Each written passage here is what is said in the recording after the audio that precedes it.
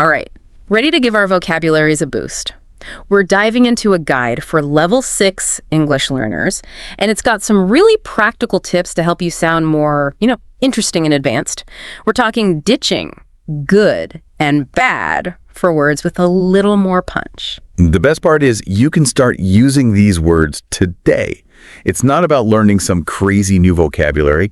It's about taking words you already know and swapping them out for, synonyms that add a little more depth. It's like leveling up your language, right? Exactly. Like instead of telling someone, oh, I read this good book, you could say, man, that book was captivating. I couldn't put it down. Exactly. Captivating, that paints a picture, doesn't it? Yep. You're not just saying you enjoyed it. You're giving the listener a sense of how it made you feel. Okay, so we're swapping good.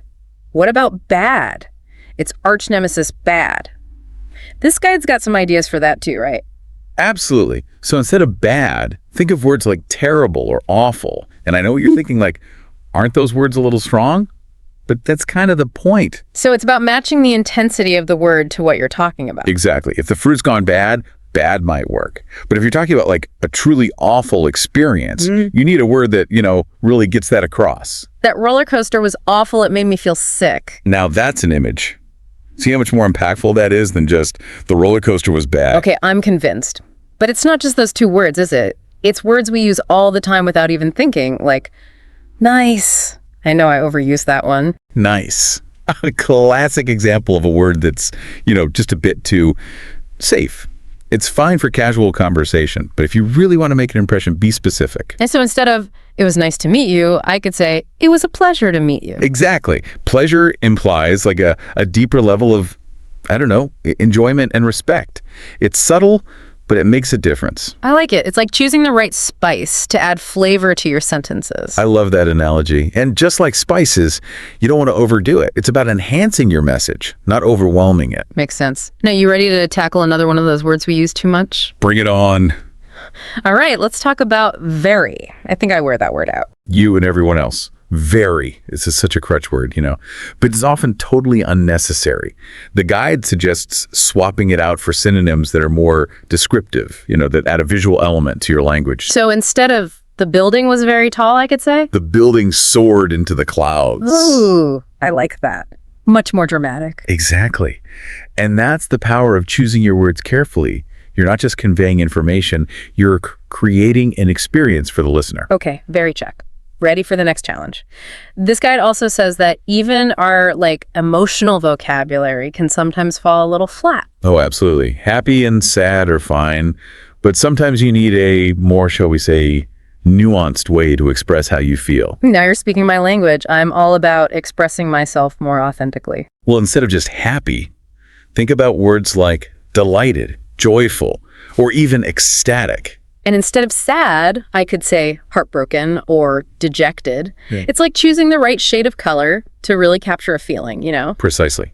And just like colors, you've got a whole spectrum of words at your disposal. That makes sense.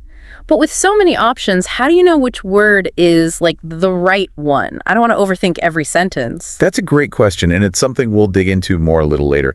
For now, just focus on finding the word that best reflects how strongly you feel about something, the nuance. Got it.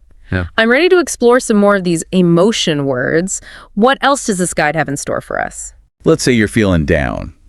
Instead of sad, you could use melancholy if you're feeling kind of wistful, or despondent if it's more of a hopeless feeling. Those are great examples. So it's about really pinpointing those little differences in how you feel. Exactly. And it doesn't have to be negative emotions. Think about happy. You could be cheerful, content, elated, even exuberant. I love that. It's like you have this whole range of colors to paint your emotional landscape with. Right. Now ready to tackle another overused word. This one comes up when we're describing something that caught our attention.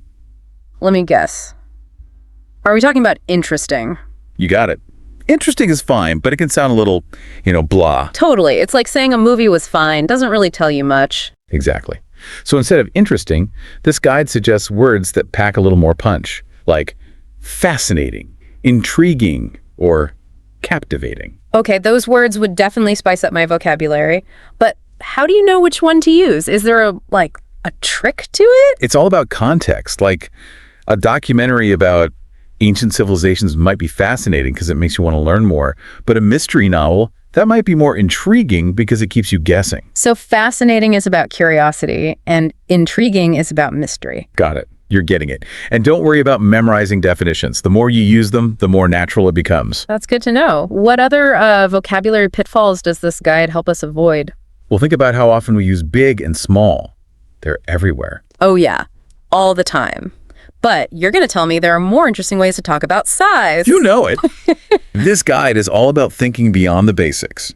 Instead of big, we could use words like imposing, substantial, or massive, depending on what we want to emphasize. So instead of that's a big house, I could say that's an imposing house if it's like really grand. Exactly. And instead of just small, we have compact, petite, or even minuscule to create a more vivid picture. It's amazing how much more interesting those words are. It's like you're like zooming in on the details of language or something. I like that. It's about choosing words that don't just convey meaning, but also create a feeling, an image in the listener's mind.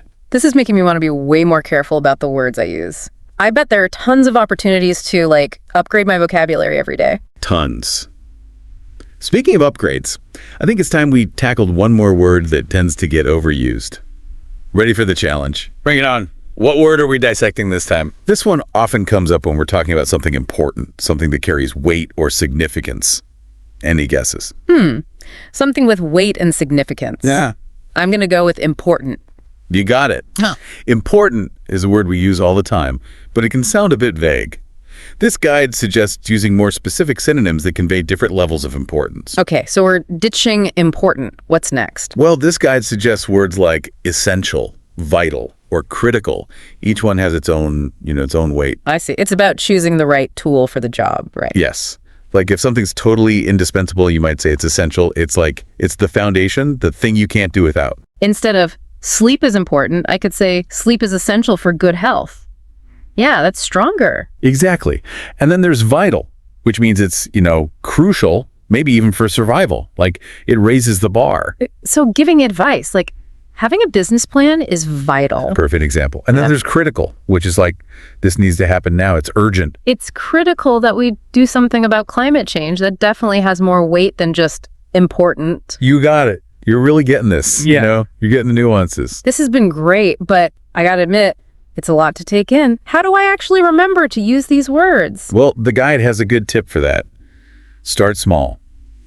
Don't try to change everything at once. Just pick one word a day and consciously try to use it. Like a vocabulary workout. That's it. And like any workout, the key is consistency. Some days you might forget, but that's fine. It's all about practice and having fun with it, right?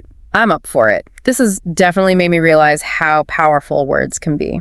Any final thoughts for our listeners? Just as you start using these new words, pay attention to how they make you feel. You might be surprised. Using the right words can not only make you a better communicator, but also change how you see things. Wow, that's pretty cool. So to everyone listening, keep exploring the world of words. Until next time.